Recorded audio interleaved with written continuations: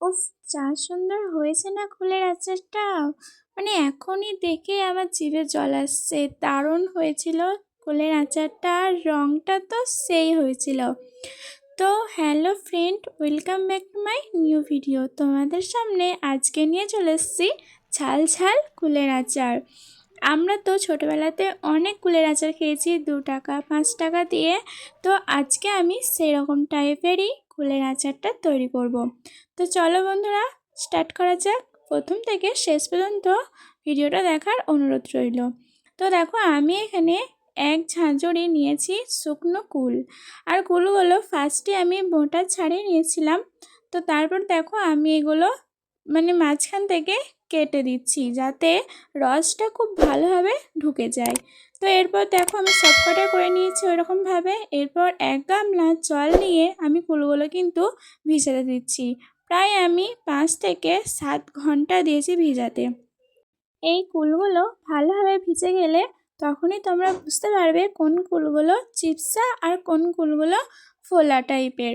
চিপসা কুলগুলো বাদ দিয়ে দেবে তোমরা, না হলে কিন্তু খেতে ভালো লাগবে না। তো আমার কিন্তু ভিজানো কমপ্লিট হয়ে গেছে। এরপর দেখো, ফার্স্টে একটা মশলা করে নিয়েছি। 5 ফোড়ন নিয়েছি, জিরে নিয়েছি। এরপর এটা কিন্তু কাঠকলাতে হালকা করে ভেজে নিয়েছি। ওই লালচে মতন হয়ে গেলেই কিন্তু তোমরা তুলে নেবে।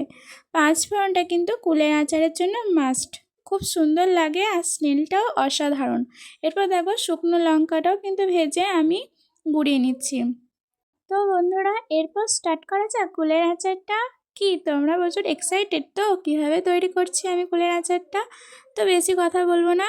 এরপর দেখো, আমি একটু রিফাইন অয়েল দিয়ে দিয়েছি, তেজপাতা, শুকনো লঙ্কা বেশ লালচে করে ভেজে নিয়েছি। তারপর ওই জল ঝরানো রাখা কুলটা কিন্তু এরপর কড়াইতে দিয়ে দিচ্ছি। কিছুক্ষণ আমি নাড়াচাড়া করেছিলাম, ওই ধরো 10 থেকে 5 মিনিট নাড়াচাড়া করার পর দেখো, এরপর আমি গুড়টা কিন্তু দেবো। তার জন্য ফার্স্টে আমি একটা বোল নিয়ে নিয়েছি, সেখানে 1 বোল জল নিয়ে নিয়েছি। এরপর গুড়টা কিন্তু ভালোভাবে গুলে নিচ্ছি। এর ক্ষেত্রে কি হয় বলো তো, গুড়েতে না অনেক ধুলো ময়লা বালি থাকতে পারে। তো সেগুলো এভাবে জল দিয়ে গুলে নিলে কিন্তু পরিষ্কারভাবে ছান্তার সাহায্যে কিন্তু উঠে আসবে। তো এখন আমি কিন্তু এভাবেই করেছি, তোমরাও পারলে এভাবেই ট্রাই করবে। তো এরপর পরিমাণ মতো নুন দিয়ে দিয়েছি, দিয়ে আমি বেশ কিছুক্ষণ 20 থেকে 30 মিনিট ফুটিয়েছি। লো ফ্লেমে এটা আমি করেছি, হাই ফ্লেমে করিনি। লো ফ্লেমে কিন্তু ধৈর্য ধরে একটু ফোটাবে, তাহলেই কিন্তু কুলের ভেতরে রসগুলো ঢুকবে। আর যেহেতু তোমরা ফাটিয়ে দিয়েছো কুলগুলো, সেহেতু কিন্তু আপসে রসগুলো ঢুকবে। এরপর ওপর থেকে সামান্য পরিমাণে ভাজা মশলাটাও কিন্তু ছড়িয়ে দিয়েছি। আর এটা একটু আমি রসলা রসলা রাখবো না, একটু গায়ে লাগা লাগা ঝোলের মতন রাখবো।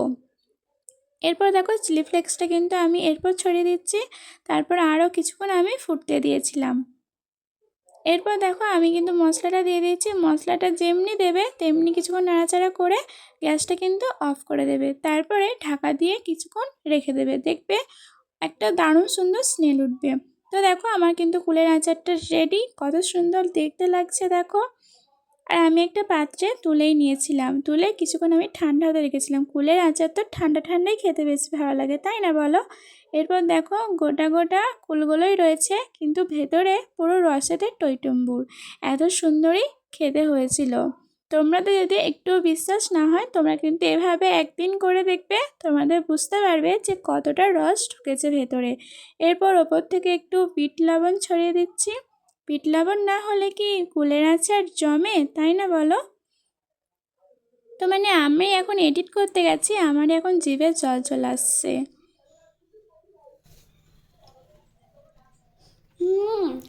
দারুণ। তো বন্ধুরা, তোমাদের ভিডিওটা কেমন লাগলো অবশ্যই বলো। ভালো লাগলে like, comment, share and subscribe করে আমার পাশে থেকো। আর তোমরা অনেক সুস্থ থেকো, ভালো থেকো। আজকেকার মতন টাটা।